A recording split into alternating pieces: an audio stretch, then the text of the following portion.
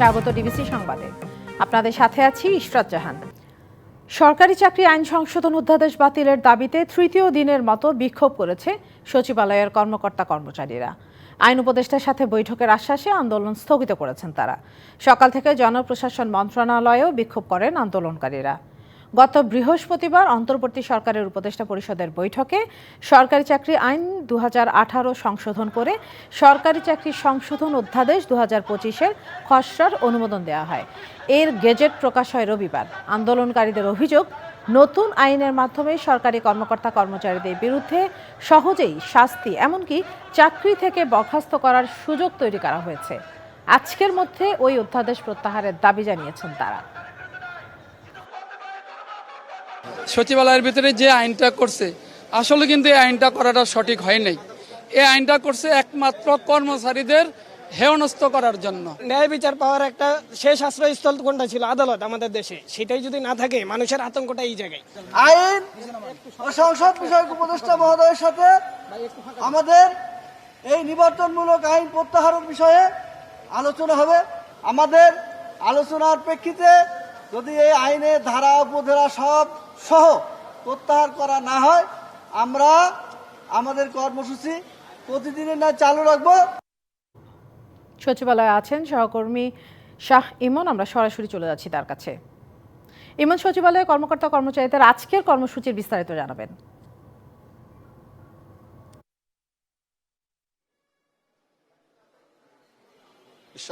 সচিবালয়ের কর্মকর্তা কর্মচারীরা গত 2 দিন যাবৎ আন্দোলন করে আসছিল একটি আইন বাতিলের দাবিতে। এই অবস্থার মধ্যেই গতকাল রাতে কিন্তু এই আইনটি আইন মন্ত্রণালয় থেকে অলরেডি পাশ করে দেওয়া হয়েছে।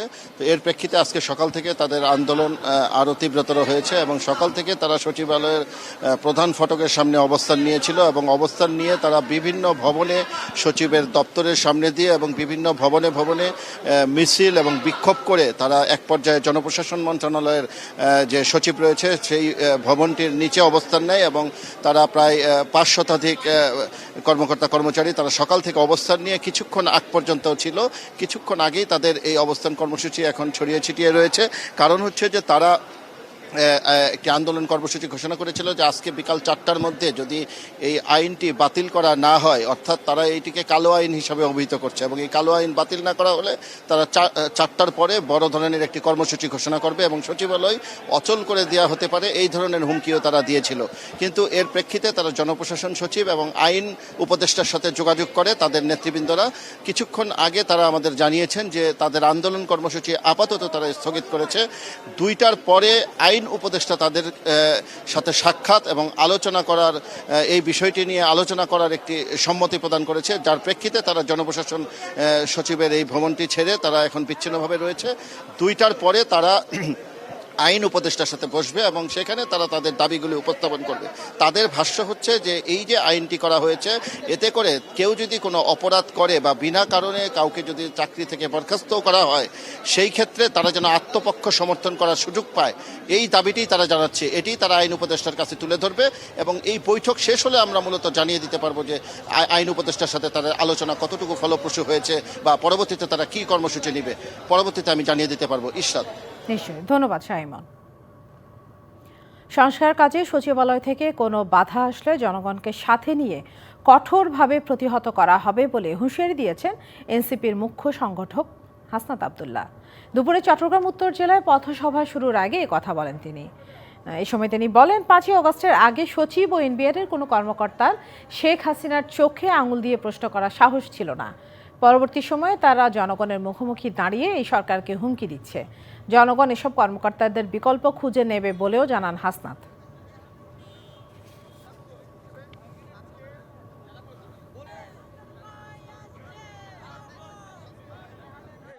জুলাই গণঅভ্যুত্থান চলছিল, আপনারা কিন্তু কালো ব্যাজ ধারণ করে শেখ হাসিনাকে সমর্থন জানিয়ে আপনারা অফিস করেছেন। আপনারা কিন্তু এখন আপনারা হুমকি দেন যে আপনারা অফিস চলতে দিবেন না, আপনারা অফিস বন্ধ করে রাখবেন। 5ই আগস্ট কিন্তু আপনাদের এই হিম্মতটা ছিল না যে শেখ হাসিনার চোখে আঙুল দিয়ে শেখ হাসিনার ক্ষমতাকে প্রশ্নবিদ্ধ করে আপনারা কিন্তু তখন কেউ পদত্যাগ করেননি। 3 দফা দাবিতে ক্লাস বর্জন করে পূর্ণ দিবস কর্মবিরতি পালন করছেন সরকারি প্রাথমিক বিদ্যালয়ে সহকারী শিক্ষকরা। শিক্ষার্থীরা ক্লাসে আসার পরও পাঠদান না হওয়ায় ক্ষোভ প্রকাশ করেছেন অনেক বিদ্যালয়ের শিক্ষার্থী ও অভিভাবকরা। তবে শিক্ষার্থীদের স্বার্থে অনেক স্কুলের শিক্ষকরা ক্লাস নিয়েছেন। শিক্ষার্থীরা শ্রেণীকক্ষে ক্লাসের অপেক্ষায়, কিন্তু ক্লাস নিচ্ছেন না আন্দোলনরত শিক্ষকরা। এটি রাজশাহী নগরীর ঘোড়ামারা সরকারি প্রাথমিক বিদ্যালয়ের চিত্র। শিক্ষার্থীরা ক্লাসে আসার পরও পাঠদান না হওয়ায় ক্ষোভ প্রকাশ করেছেন শিক্ষার্থী ও অভিভাবকরা। শিক্ষকদের কর্মকর্তা হচ্ছে, কিন্তু আমরা ক্লাসে আসছি, ক্লাস হচ্ছে না। স্কুলে এসে খেলাধুলা করছি, বাচ্চাদের পড়াশোনা হচ্ছে না, ক্ষতি হচ্ছে। তবে 3 দফা দাবিতে রাজশাহীর অধিকাংশ সরকারি প্রাথমিক বিদ্যালয়গুলোতে কর্মবিরতির ডাক দিলেও যথাসময়ে পাঠদান করছেন শিক্ষকরা। তারা জানান, শিক্ষার্থীদের স্বার্থে কর্মবিরতির সাথে তারা ক্লাসও নিচ্ছেন। দাবি আদায় না হওয়া পর্যন্ত আমরা এই আন্দোলনটা চালিয়ে যাব। আমরা এই আন্দোলনের সাথে সহমত পোষণ করি। অনেক আগেই এটার সমাধান হয়ে যাওয়া উচিত ছিল। সিলেট নগরের বেশ কিছু বিদ্যালয়ে ক্লাস হবে না জেনে অনেকেই ফিরে গেছে। খুলনা মহানগরীতে 126টি সরকারি প্রাথমিক বিদ্যালয়ে কর্মবিরতিতে থাকা শিক্ষকরাও যথাসময়ে ক্লাস নেন। ময়মনসিংহে আন্দোলনে থাকা সহকারী শিক্ষকরা দ্রুত সময়ের মধ্যে তাদের দাবি মেনে নেয়ার জন্য সরকারের প্রতি আহ্বান জানান। আমাদের দাবিটা সরকার দ্রুত মেনে নিক। আমাদের স্টার্টিংটা 11তম দিয়ে শুরু করব। আমরা আজকে দাবি মানলে আমরা আজকে থেকে ক্লাসে ফিরে যাব। বরিশালে বেশিরভাগ স্কুলে ক্লাস নিতে দেখা গেছে শিক্ষকদের। তাদের দাবি পাঠদান চলমান রেখে যৌক্তিক দাবি আদায়ে এই কর্মসূচি পালন করেন তারা। এদিকে অভিভাবকরা অভিযোগ করেছেন, শিক্ষার্থীদের জিম্মি করে কোনো আন্দোলন হতে পারে না। যৌক্তিক দাবিও আছে আমাদের 10ম গ্রেড করার, কিন্তু এরপরও আমরা শিক্ষার্থীদের দিকে তাকিয়ে শিক্ষার্থীদের লেখাপড়ার স্বার্থে আমরা যথানিয়মে ক্লাস চালু রাখছি। কিন্তু শিক্ষার্থীদের জিম্মি করে আমরা কোনো কর্মসূচি পালন করছি না। বিদ্যালয়ে পাঠদান অব্যাহত আছে। তবে এই আন্দোলনের কোনো প্রভাব পড়েনি রংপুরে। প্রতিটি স্কুলে শিক্ষকরা সময় মতো ক্লাস নিয়েছেন। সহকারী শিক্ষক পদকে এন্ট্রি পদ ধরে 11 গ্রেডে বেতন নির্ধারণ, চাকরির 10 বছর ও 16 বছর পূর্তিতে উচ্চতর গ্রেড পাওয়ার জটিলতা নিরসন এবং প্রধান শিক্ষকের শতভাগ পদে সহকারী শিক্ষকদের পদোন্নতি সহ দ্রুত পদোন্নতি দেয়া, এসব দাবিতে 5ই মে থেকে বিভিন্ন ধাপে কর্মবিরতি পালন করে আসছিলেন শিক্ষকরা। জান্নাত সাথী, ডিবিসি নিউজ ডেস্ক।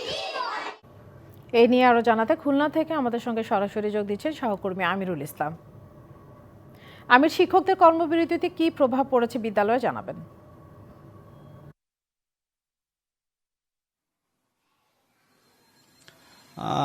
শিক্ষকদের যে কর্মবিরতি, কিন্তু এই বিদ্যালয়ের যে প্রাণ যারা, বিশেষ করে শিক্ষার্থী যারা, তারা কিন্তু যথাসময় এসেছেন এবং তারা কিন্তু শ্রেণী কক্ষে অবস্থান করেছেন। আমরা দেখেছি বিভিন্ন জায়গাটায় যেটা ছিল যে শিক্ষার্থী যেমন ক্লাসে অবস্থান করেছেন, সরকারি প্রাথমিক বিদ্যালয়ের অনুরূপভাবে শিক্ষক যারা ছিলেন তারাও কিন্তু তাদের সঙ্গেই অবস্থান করছেন। কিন্তু বিষয়টা জানবো, এখানে রয়েছে শিক্ষক, আসলে আপনাকে আসলে যে দেখছি শিক্ষার্থীরা এসেছে, আপনাদের আন্দোলন কর্মবিরতি চলছে, কিন্তু বিষয়টা কি একটু বলবেন? বিষয়টা হলো আজকে সারা বাংলাদেশ থেকে লাগাতার পূর্ণ দিবস কর্মবিরতি চলতেছে এবং সেই ক্ষেত্রে কোমলমতি শিক্ষার্থীরা বিদ্যালয়ে তারা আসবে, কিন্তু শিক্ষকরা তাদের যে স্বাভাবিক যে কাজটা অর্থাৎ পাঠদান কর্ম তারা এটা থেকে বিরত থাকবে এবং শিক্ষার্থীরা বিদ্যালয়ে আসবে এবং তাদের নিজস্ব যদি কোনো পড়ালেখা থাকে তাহলে সেটা করবে। কিন্তু এই ক্ষেত্রে আমাদের শিক্ষকরা তাদের কোনো রকমের স্বাভাবিক যে কাজ অর্থাৎ পাঠদান এটা থেকে বিরত থাকবে। যে শিক্ষার্থী ও শিক্ষকরা একই ক্লাসে অবস্থান করছেন, এটা হলো আসলে আমাদের 10+ পর্যন্ত শিশুরা একটু দুরন্ত থাকে। এদের ক্লাসে যদি শিক্ষক না থাকে তাহলে একটা হই হুল্লার কিংবা একটা দুর্ঘটনা।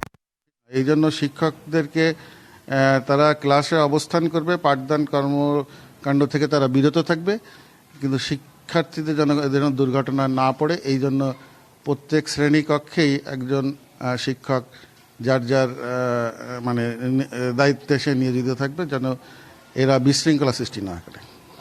এর কি অবস্থা, সর্বস্ব অবস্থান কোথায় এটার আন্দোলন? আসলে আমাদের আন্দোলন শুরু করছি আমরা মে মাসের 5 তারিখ থেকে। আমাদের বিভিন্ন স্টেপে আমরা করছি। প্রথমে ধন্যবাদ আপনাকে। এবং যেমনটি দাবি করছেন বিশেষ করে শিক্ষকরা, যেমন যে তার পর্যায়ক্রমে এই কর্মবিরতিতে আসছেন, যার কারণে যে তাকে যৌক্তিক দাবি মেনে নিবে, তারা শিক্ষা পাঠদমে ফিরবে বিদ্যালয়, এমনটাই বলছেন এখানকার শিক্ষকরা। এটাই ছিল সর্বশেষ অবস্থা। ধন্যবাদ আমিরুল। বিএনপি এখনো গণতন্ত্রের লড়াইয়ের আন্দোলনে আছে। সুষ্ঠু ও গ্রহণযোগ্য নির্বাচনের মাধ্যমে সেই গণতন্ত্র প্রতিষ্ঠিত হবে, এমন আশাবাদ ব্যক্ত করেছেন বিএনপি স্থায়ী কমিটির সদস্য গয়েশ্বরচন্দ্র রায়। দুপুর 12টা থেকে সাবেক রাষ্ট্রপতি জিয়াউর রহমানের 44তম শাহাদাত বার্ষিকী উপলক্ষে তার কবরে শ্রদ্ধা নিবেদন শেষে এসব কথা বলেন গয়েশ্বর। জনগণ ফ্যাসিবাদকে তাড়াতে সক্ষম হলেও এখনও গণতন্ত্র নাগালের বাইরে রয়েছে মন্তব্য করেন তিনি। সম্মিলিত লড়াইয়ের ফসল হিসেবে ভোটাধিকার প্রতিষ্ঠা করাই বিএনপির মূল লক্ষ্য বলে জানান গয়েশ্বরচন্দ্র রায়।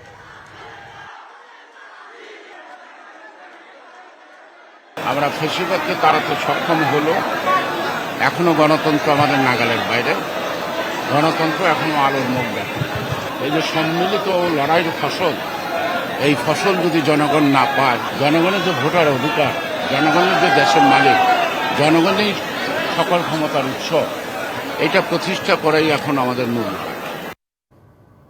21 আগস্ট গ্রেনেড হামলা মামলায় বিএনপির ভারপ্রাপ্ত চেয়ারম্যান তারেক রহমান সহ সব আসামির খালাসের বিরুদ্ধে রাষ্ট্রপক্ষের করা আপিলের শুনানি হবে আগামীকাল। মামলাটি সোমবার আপিল বিভাগের কার্যতালিকায় 1 নম্বরে রাখা হলেও প্রধান বিচারপতি না থাকায় শুনানির দিন পিছিয়ে দেন বিচারপতি আশফাকুল ইসলামের নেতৃত্বে থাকা 5 বিচারপতি। 1 ডিসেম্বর তারেক রহমান সহ সব আসামিকে খালাস দেয় বিচারপতি AKM আসাদুজ্জামান ও বিচারপতি সৈয়দ এনায়েত হোসেনের হাইকোর্ট বেঞ্চ। এর আগে গত 21 নভেম্বর এই মামলায় খালাস চেয়ে করা আসামির আপিল ও ডেথ রেফারেন্স শুনানি শেষ হয়। 2018 সালের 10 অক্টোবর এই মামলায় সাবেক স্বরাষ্ট্র প্রতিমন্ত্রী লুৎফুজ্জামান বাবর ও বিএনপি নেতা আব্দুস সালাম পিন্টু সহ 19 জনকে মৃত্যুদণ্ড দেয় বিচারিক আদালত। যাবজ্জীবন কারাদণ্ড দেওয়া হয় তারেক রহমান সহ 19 জনকে। 2004 সালের 21 আগস্ট রাজধানী বঙ্গবন্ধু অ্যাভিনিউয়ে আওয়ামী লীগের সমাবেশে গ্রেনেড হামলায় নিহত হন 24 জন।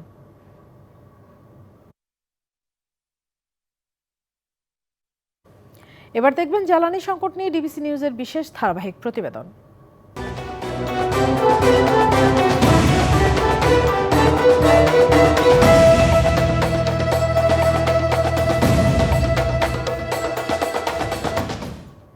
নভেম্বর থেকে এপ্রিল পর্যন্ত কেবল বিদ্যুৎ জ্বালানির আমদানি মূল্য পরিশোধে ব্যয় হয়েছে $768 কোটি। এপ্রিলে এই খাতে সরকারের বকেয়া কমে দাঁড়ায় $25 কোটি। বাংলাদেশ ব্যাংক জানিয়েছে, বৈদেশিক মুদ্রা টানাটানি থাকলেও বিদ্যুৎ ও জ্বালানির বকেয়া পরিশোধকে দেওয়া হয়েছে সর্বোচ্চ গুরুত্ব। আওয়ামী লীগ সরকারের সময় লুটপাটের অন্যতম খাত ছিল বিদ্যুৎ ও জ্বালানি। ডলার সংকটে এ খাতের বকেয়া পরিশোধ করতে না পারায় কমে যায় এর আমদানি। এতে তীব্র হয় বিদ্যুৎ ও গ্যাসের সংকট। বাংলাদেশ ব্যাংক বলছে, এখন পরিস্থিতির অনেকটাই উন্নতি হয়েছে। নভেম্বর থেকে এপ্রিল পর্যন্ত ডলার সংকটের মধ্যেও কেবল বিদ্যুৎ জ্বালানির আমদানি ব্যয় মেটাতেই খরচ হয়েছে $7.68 বিলিয়ন। জ্বালানির আমদানি এটাকে সুরক্ষা করে ঋণ প্রবাহ, ঋণের যে কিস্তি যত দ্রুত সম্ভব পরিশোধ করা। ঋণের বোঝা কিন্তু অনেকটা কমেছে। এই যে কাতারে আমাদের যে জ্বালানির যে ছিল আর কি, বকেয়া ছিল, আমরা অনেকটা পরিশোধ করেছি। আদানির বকেয়া বিলটা অলমোস্ট আমরা শূন্যর কাছাকাছি নিয়ে আসতেছি। ডলার সরবরাহ বাড়ায় বিদ্যুৎ জ্বালানির আমদানিতে বেড়েছে সরকারের ব্যয় সক্ষমতা। গেল 6 মাসে আমদানি বেড়েছে প্রায় 11%, আর এ খাতে বকেয়া কমেছে প্রায় 32%। বিশ্লেষকরা বলছেন, বিদ্যুৎ জ্বালানি আমদানি ও বকেয়া পরিস্থিতির উন্নতি হলেও মিলছে না কাঙ্ক্ষিত সুফল। একটা অর্থনীতির মূল চালিকা শক্তি, অন্যতম চালিকা শক্তি জ্বালানি। যে শিল্প খাত মানে 60 বিলিয়ন বা 55 বিলিয়ন ডলারের কাছাকাছি রপ্তানি আয় করতেছে, যে শিল্প খাতের অবদান অর্থনীতিতে 35% কাছাকাছি চলে গেছে, সেই শিল্পকরটা কিন্তু এখন জ্বালানি সংকটের কারণে হুমকির ভিতর পড়েছে। কেন্দ্রীয় ব্যাংকের তথ্য অনুযায়ী বিদ্যুৎ জ্বালানি খাতে গেল এপ্রিল পর্যন্ত বকেয়ার পরিমাণ $25 কোটি। রেদওয়ানুল হক, ডিবিসি নিউজ, ঢাকা। 28 থেকে 31 মে পর্যন্ত জাপান সফর করবেন প্রধান উপদেষ্টা ডক্টর মোহাম্মদ ইউনূস। সফরটি সরকারের সর্বোচ্চ পর্যায়ে দ্বিপাক্ষিক সফর হিসেবে বিবেচিত হবে বলে জানিয়েছেন ভারপ্রাপ্ত পররাষ্ট্র সচিব রুহুল আমিন সিদ্দিকী। দুপুরে পররাষ্ট্র মন্ত্রণালয়ে ব্রিফিংয়ে তিনি আরও জানান, কৌশলগত দ্বিপাক্ষিক সহযোগিতা, বাণিজ্য, রোহিঙ্গা প্রত্যাবাসন ইস্যু গুরুত্ব পাবে এই সফরে। জাপানের প্রধানমন্ত্রীর সঙ্গে বৈঠক করবেন প্রধান উপদেষ্টা। এর পাশাপাশি একটি সেমিনারে কিনোট স্পিকার থাকবেন তিনি। জিআইকের প্রেসিডেন্টের সাথেও সৌজন্য সাক্ষাতের পাশাপাশি জাপানের কাছে $1 বিলিয়ন বাজেট সহায়তা চাওয়া হয়েছে, সেই বিষয়েও আলোচনা হতে পারে। সফরে 7টি সমঝোতা স্মারক সই হবে বলে জানান ভারপ্রাপ্ত পররাষ্ট্র সচিব।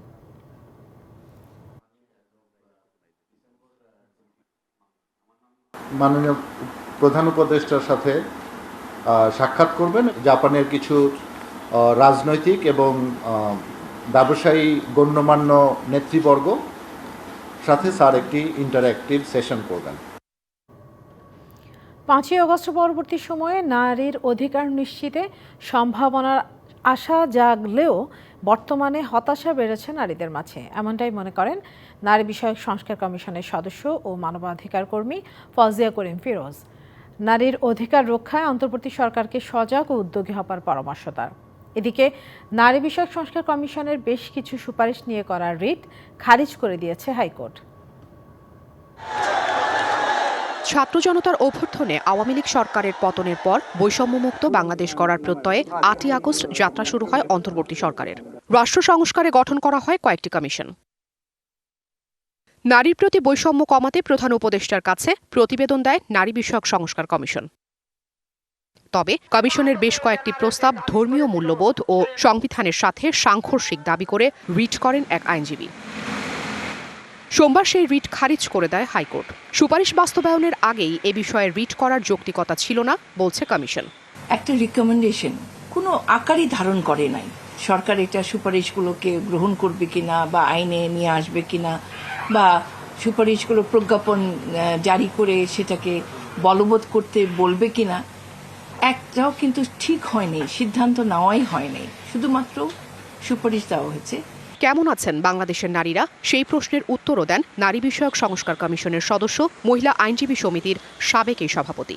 নারীরা বাংলাদেশে এত তুচ্ছ তাচ্ছিল্যভাবে তাদেরকে গ্রহণ করা হয় যে তাদের নিয়ে একটা সংস্কারের চিন্তা ভাবনা আসলো, তখনই একটা মামলা চলে আসলো, তখনই কিছু গোষ্ঠী ছুটে আসলো, বাইতুল মোকাররমে আসলো, এখানে আসলো, ওখানে আসলো, জামি জল দিয়ে তাকে তার শাড়ি খুলে ফেললো, অনেক কিছু করলো।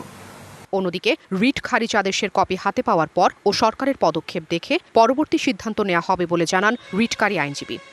যদি দেখা যায় যে এই বিষয়গুলো নিয়ে আপনারা রিট পিটিশন এনেছেন, এই বিষয়ের উপরে বর্তমান অন্তর্বর্তীকালীন সরকার যদি এরকম কোনো সুপারিশ বাস্তবায়ন করতে যায় এবং সেই সুপারিশগুলো যদি দেখা যায় আমাদের মৌলিক অধিকারের সাথে সাংঘর্ষিক হতে যাচ্ছে বা আমাদের ধর্মীয় অনুভূতিতে আঘাত হানে, এরকম যদি কোনো বিষয় এসে থাকে, তাহলে কিন্তু আমাদের এই কোর্টেই ডোর খোলা থাকবে।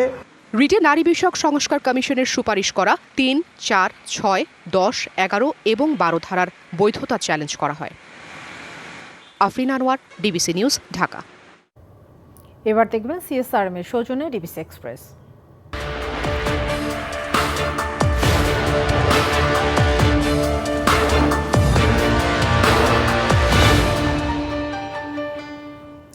জেলায় জেলায় সংকট সমস্যা, তা থেকে উত্তরণের চ্যালেঞ্জ আর সম্ভাবনার কথা তুলে ধরতে চলছে ডিবিসি এক্সপ্রেস। বিশেষ এই আয়োজনে মতামত থাকছে তৃণমূল থেকে শুরু করে নীতি নির্ধারকদের। ডিবিসি এক্সপ্রেস আজ সারাদিন আছে মাদারীপুর জেলায়।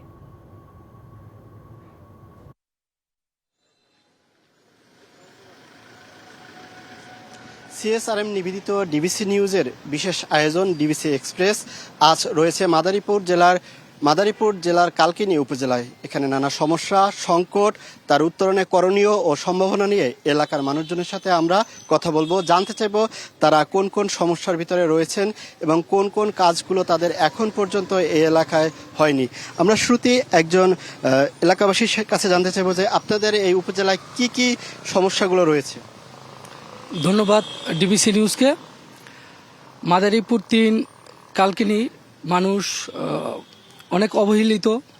উন্নয়ন অবকাঠামোর দিক দেখে দেখা যায়, আপনারা অবশ্যই প্রিন্ট মিডিয়া দেখেছেন যে কালকিনি থানার মোড় মাছবাজারের মোচর দিয়ে একটি পালুরদি নদী বহমান আছে। ওই নদীতে একটি সেতু আছে অতি সরু, ওই সেতুটা দিয়ে একটি যান চলাচল করলে অপর দিক থেকে আর আসার সুযোগ থাকে না, ওইটা পার হওয়ার পরে আবার পার হইতে হয়। এই জন্য এই পালর্দি নদীতে একটি প্রস্থ একটি সেতু অতি জরুরি হয়ে গেছে কালকিনি মেহনতি মানুষের জন্য। এছাড়া আপনারা জানেন কালকিনিতে ভাঙন আরিয়াল খাঁ নদী কালকিনি উপজেলার মাঝ দিয়ে বয়েছে, ওটা বরাবরই নদী ভাঙনের একটি এরিয়া। এইদিকে নদী পাড়ের লোকজনের জন্য এই ভাঙন রোধের জন্য কিছু বেড়িবাঁধের প্রয়োজন। ধন্যবাদ আপনাকে। আপনি যেটি ভাঙন রোধের কথা বলেছেন, আমরা আরেকটু জানতে চাইবো যে আপনারা আর কোন কোন সমস্যাগুলোর সম্মুখীন হচ্ছেন এই উপজেলাতে। বিসমিল্লাহির রহমানির রহিম। ধন্যবাদ ডিবিসি নিউজকে। আমাদের পৌরসভায় অনেক জলবদ্ধতা আছে এবং পৌরসভা অতি উন্নত না, কারণ আমাদের রাস্তাঘাট অনেক জায়গায় রাস্তাঘাট নাই। আপনি দেখতে পারেন পৌরসভার যে স্থানীয় জায়গা, যে মেন জায়গা, এই জায়গায় অনেক সময় জলবদ্ধতা হয়ে থাকে। জলের জন্য বৃষ্টি হলে আয়াকাডু পানি হয় এবং মেন কথা হলো যানজটের দিক দিয়ে খুবই, থানার মোড়টা যে মোড়টা আছে ওই জায়গায় অনেক সময় যানজট হয়ে থাকে এবং যে গাড়িগুলো চলে, ওই যে বড় যে গাড়িগুলো চলে এই রাস্তা দিয়ে উপযুক্ত না, তাই যাতে ওই গাড়িগুলো না চলার জন্যই আমরা অনেকবারই প্রশাসনের শরণাপন্ন হয়েছি। কিন্তু আমরা আরেকজনের কাছে জানতে চাইবো যে আমরা দেখতে পেয়েছি যে একটা আপনাদের উপজেলা স্বাস্থ্য কমপ্লেক্স রয়েছে, সেখানে সেবা নিয়ে আপনার সন্তুষ্ট কিনা? অনেককে দেখেছি যে কোনো পরীক্ষা নিরীক্ষার জন্য তারা সামনের যে ডায়াগনস্টিক সেন্টারগুলো রয়েছে সেগুলোতে যাচ্ছে। আসলে আপনি একজন নাগরিক হিসাবে সেবায় সন্তুষ্ট কিনা এখানে? জি, ধন্যবাদ ডিবিসি এক্সপ্রেসকে। এখানে বলবো একটা ঐতিহ্যবাহী কালকিনি উপজেলা স্বাস্থ্য কমপ্লেক্স, এই স্বাস্থ্য কমপ্লেক্সে প্রচুর পরিমাণে ঘাটতির কথা তারা বলে, যার কারণে তারা চিকিৎসা সেবা দিতে গিয়ে নানানভাবে নানান সংকটের সম্মুখীন হয়। এই সংকটগুলোর মধ্যে ডাক্তারের ঘাটতি আছে, আপনার ল্যাব টেস্টের ঘাটতি আছে, ইনস্ট্রুমেন্টের ঘাটতি আছে, ইনফ্রাস্ট্রাকচারের যে প্রয়োজন সেটার ঘাটতি আছে। এরপরেও একটু মানসিক ত্রুটি থাকলেও সেটা তারা প্রকাশ না করলে এখানে মানুষ স্বাভাবিকভাবে তাদের যেই মৌলিক চাহিদাটা সেটা পাচ্ছে না। আর যেটা ডায়াগনস্টিকের কথা বলা হয়েছে সেটা কিছু অসাধু ব্যবসায়ী কাজটা করতেছে, ভিতরের থেকেও সহযোগিতা পায়, বাহিরের থেকেও তারা এই কাজটা করে, যার কারণে নাগরিকগণ পর্যাপ্ত স্বাস্থ্য সুবিধা কালকিনি উপজেলা স্বাস্থ্য কমপ্লেক্স থেকে পাচ্ছে না। সংক্ষেপে 10 সেকেন্ডে একটু আপনার কাছ থেকে জানবো আপনার কি অভিযোগ রয়েছে? ধন্যবাদ। আমি উপজেলা এবং আমি একজন পুরসভার নাগরিক। এই পুরসভার রাস্তাগুলো অত্যন্ত নিম্ন অবস্থায় আছে এবং আমরা লাইট এবং ড্রেন, মানে একটু বৃষ্টি হলে পানির জলাশয় হয়ে যায়। আর যেটা আমার পূর্বে আমাদের এলাকার এই ভাই ব্রাদার বলছে, যেটা থানার থেকে যে ব্রিজটা আমাদের জন্য সবচেয়ে বড় সমস্যা চলছে। আমরা একটু শিক্ষা ব্যবস্থা নিয়ে জানতে চাইবো যে আসলে এই উপজেলার শিক্ষা ব্যবস্থাটা কেমন রয়েছে? আপনাকে ধন্যবাদ। আপনারা জানেন সারা বাংলাদেশে প্রতিটি উপজেলায় একটি করে সরকারি বিশ্ববিদ্যালয় কলেজ থাকার কথা, কিন্তু আমরা এই উপজেলা প্রতিষ্ঠা লগ্ন থেকে আমরা এখন পর্যন্ত আমাদের উপজেলায় কোনো সরকারি কলেজ কিংবা বিশ্ববিদ্যালয় কলেজ নেই। আরেকটি বিষয় হচ্ছে আমাদের এলাকার শিক্ষিত ছেলেপেলেরা কর্মসংস্থানের অভাবে তারা দিন দিন বেকার হয়ে যাচ্ছে এবং বেকারত্বর। ধন্যবাদ আপনাকে আমাদের সাথে যুক্ত থাকার জন্য। আমরা বিকেল 5টায় আবারও যুক্ত হব এই উপজেলারই অন্য একটি ইউনিয়ন থেকে, এবং সে পর্যন্ত ডিবিসি এক্সপ্রেসের সাথেই থাকুন। ঢাকা টাঙ্গাইল যমুনা সেতু মহাসড়ক এলাকায় চলন্ত বাসে ডাকাতি ও নারী যাত্রীদের শ্লীলতাহানির ঘটনায় 3 জনকে গ্রেপ্তার করা হয়েছে। রবিবার রাতে তাদের গ্রেপ্তার করে পুলিশ। মঙ্গলবার রাতে আল ইমরান পরিবহনের একটি বাসের নিয়ন্ত্রণ নিয়ে যাত্রীদের সবকিছু লুটে নেয় ডাকাত দল।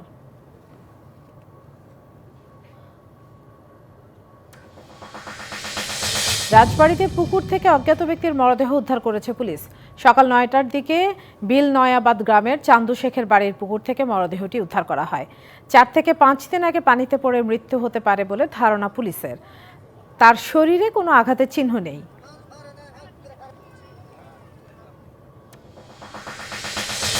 বিএনপি মহাসচিব মির্জা ফখরুল ইসলাম আলমগীর ও জেলা বিএনপি সাধারণ সম্পাদক মির্জা ফয়সাল আমিনের নাম ছবি ব্যবহার করে সামাজিক যোগাযোগ মাধ্যমে ভুয়া আইডি খুলে প্রতারণার অভিযোগে 2 জনকে আটক করেছে পুলিশ। রবিবার পুলিশ অভিযান চালিয়ে টাঙ্গাইল ও নীলফামারী থেকে 2 জনকে আটক করে।